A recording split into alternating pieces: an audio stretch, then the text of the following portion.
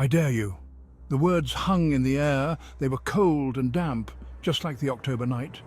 Mikey dared us. He dared us to go inside the Starlight Amusement Park. It had been closed for years. Everyone said it was haunted. You chicken? Mikey sneered. He knew we couldn't resist a dare, not on Halloween night, not when the moon was full and shadows danced like skeletons. We were 5 friends. Me, Danny, my best friend Max, and the others, Erin, Chris, and of course Mikey. We stood at the edge of the parking lot, staring at the rusting gates. A shiver ran down my spine. This was a bad idea, a really bad idea. The gate groaned as if it hadn't been opened in decades. It scraped against the pavement, the sound like fingernails on a chalkboard. We stepped inside, our sneakers crunching on fallen leaves. The air felt heavy, different, colder. The park was in ruins. Vines strangled the roller coaster tracks. The Ferris wheel stood frozen, a giant ribcage against the moonlit sky. A chill wind howled through the skeletons of the rides, making them moan and creak. I felt a hand on my shoulder. It was Max. His eyes were wide. "This place is creepy," he whispered. "Maybe we should go back." But Mikey just laughed. "Scaredy cats!" he shouted. He ran ahead, disappearing into the shadows of the funhouse. We followed Mikey, our hearts pounding in our chests. The air was thick with the smell of decay and something else, something sweet and sickening. We reached the Ferris wheel. Its carriages swayed gently, even though there was no wind. Empty, like ghosts of laughter long gone. "Remember when we were kids?" Erin asked, her voice barely a whisper. "We used to beg our parents to bring us here." "Yeah," Chris said. "This place was awesome." His voice cracked. We stood there for a moment, remembering the park's glory days. The laughter, the screams of excitement, the smell of popcorn and cotton candy. Now, only silence and shadows. "Look!" Erin pointed to the ticket booth.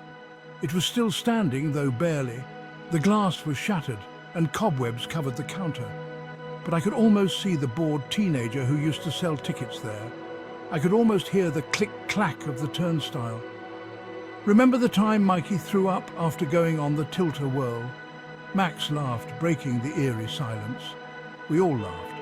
It felt good to remember, to forget where we were for a moment. But the laughter died quickly.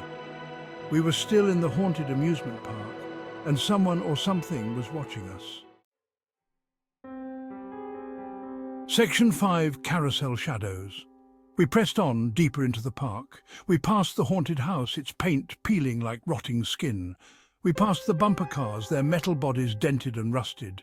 Each step filled me with a growing sense of dread. We finally reached the carousel.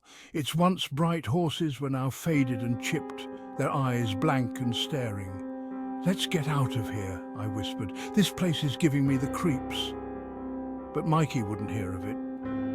He jumped onto the carousel platform and started pushing it. The carousel creaked and groaned, slowly coming to life. The horses began to move up and down, their shadows twisting and turning in the moonlight. Section 6. Someone's watching. As the carousel spun, I felt a cold spot on my neck, like someone was blowing on it. I turned around, but there was no one there, just the shadows of the trees swaying in the wind. "Did you guys feel that?" I asked, my voice trembling. "Feel what?" Max asked. "That cold spot," I said, like someone was right behind me. They all looked at me, their eyes wide with fear. We weren't alone, we all felt it now. Someone or something was watching us, and it wasn't happy. Section 7. Cotton Candy Dreams. "I smell cotton candy," Erin said suddenly. We all sniffed the air. She was right. The sweet, sugary scent drifted through the air, but that was impossible. The cotton candy machine was long gone, just a rusty hulk near the carousel. "Maybe it's just our imaginations," Chris said, but his voice lacked conviction. We followed the scent, our fear momentarily forgotten. It led us to the old picnic area. The tables were rotting and the trash cans overflowed with debris, and there, in the middle of it all, was a single, perfect cloud of cotton candy. Section 8. Whispers in the Tunnel of Love. "Don't touch it," Max yelled. But it was too late. Erin had already reached out and taken a bite. As soon as she did, The air grew colder. The wind picked up, swirling around us, whipping our hair into our faces. And then we heard it. Whispers. Faint at first, then louder, all around us. We ran. We ran blindly, not caring where we were going. We just had to get away from the whispers, from the cold, from the cotton candy. We finally stumbled to a stop in front of the Tunnel of Love. Its heart-shaped entrance gaped open like a giant toothless mouth. Section 9, Darkness Falls. "We can't go in there," Chris said, his voice shaking. "It's too dark." He was right. The tunnel's interior was swallowed in darkness, but we were trapped. The whispers were getting louder, closer. We had no choice. We entered the Tunnel of Love, single file, our hearts pounding in our chests. The air inside was thick and heavy, filled with the smell of mildew and something else, something stale and rotten. The whispers followed us, echoing off the damp walls.